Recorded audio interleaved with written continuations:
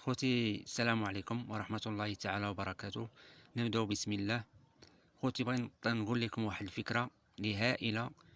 انا فيتي طاحوا ليا شي وراق ودرت فيهم النمرة ديالي، باش الى كتاب الله طاحوا لي كذا وراق اولا شي حاجة، الباسبور، البسطام.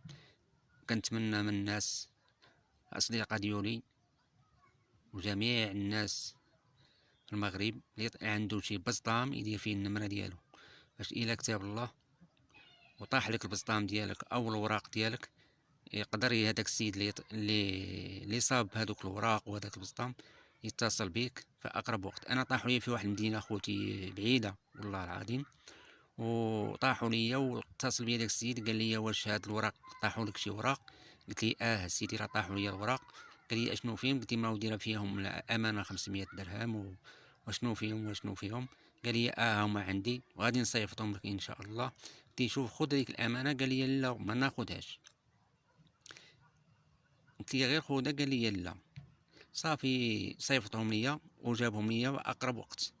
3 ايام كاع، الا تعطل 3 ايام جاوني الوراق. وكنتمنى نتوما خوتي اللي عنده شي بسطام يدير فيه النمره ديالو، باش الا كتب الله طاحوا لك هاد البسطام ديالك او الباسبور والنمره ديالك يتصل بك هذاك السيد اللي لقى لك البسطام ديالك. هذه فكره واعره والله عظيم. كنتمنى ما تندموش، كملوا الفيديو حتى الاخر.